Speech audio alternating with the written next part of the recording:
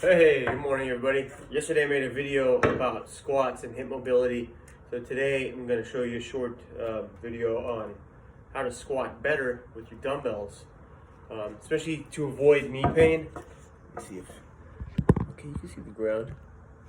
So what I got here, I have two boards. I got a short flat board and I have a larger 2x4. These are for my heels. So if you watched the video I did yesterday, you would know that if you put your heels up, just like high heels, you can drop it real low.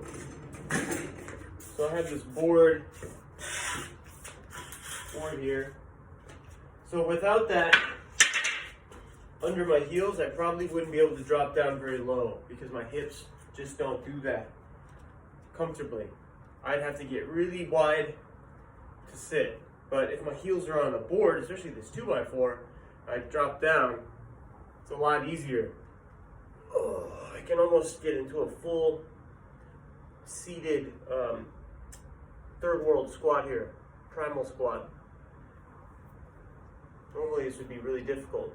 So this is one option you can do to increase your mobility and range of motion in your feet and your ankles. But now if I had weights and squatting was challenging for me, so I'm going to grab these dumbbells. I also have these 30s, so they're sort of heavy. The heavier the load, the easier it's going to be when you compress yourself down, but it's also going to be more challenging. But sometimes the heavy weight is actually better because it squishes you into the position that you're trying to get into. So if I sit right there, I would not be able to get this low, most likely, without that board. But let's find out. I'm going to take out the 2x4. I'm going to use the little board, a little flatty. It's a little bit warped, but that's okay. So as you graduate in your mobility, you can decrease the height advantage that you give yourself. Let's try again. So I'm going to sit back with my butt, all my weight's in my heels. I got dumbbells just resting right on my shoulders. Keep my chest up. I'll do a few from the side too so you can see. Let's try it.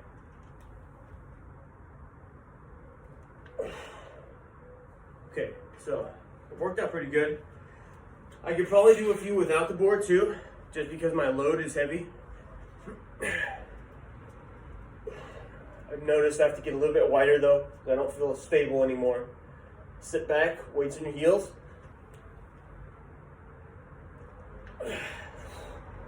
Okay, so let's do it from the side. From the side, it's a lot easier to tell how far back I'm sitting, where my butt is, how far my knees are on my toes. So this is, if you're gonna do a squat push day, and you've got dumbbell front squats, this is how you're gonna wanna do it. Let's see, maybe if I angle that. Oh, that'll work. Okay. Let's grab our dumbbells. Heels are on the board. Toes are turned out a little bit. I want my knees and toes tracking the same direction.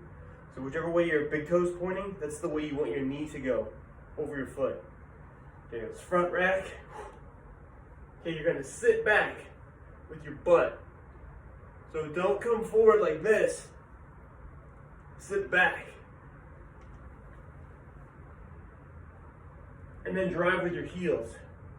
So when you stand up, you want to feel it right in your butt cheeks.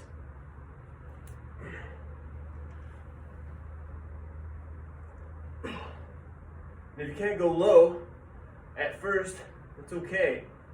Sink as far as you can. Straight up. So we don't want to go up just at parallel. Right there. And stop. That's okay. We want to try to get a little bit lower. Sit.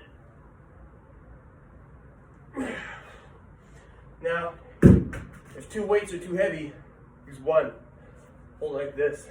Goblet squat. Then sit. It's a lot easier to keep your chest up.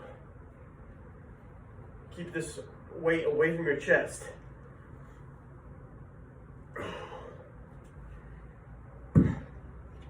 one way you can test your core stability on that, put a little cup on top of your weight and then squat down. I guess I can show you what I mean.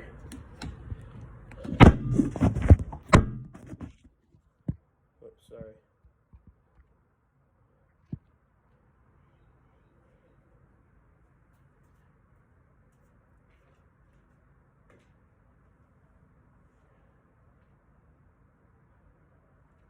So obviously you could use water if you want. Don't spill the water. I'm not going to risk it with glass.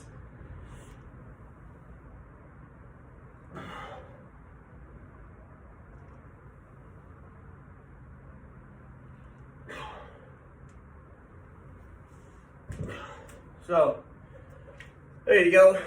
Hope that helps. Maybe that'll give you a better understanding of squats.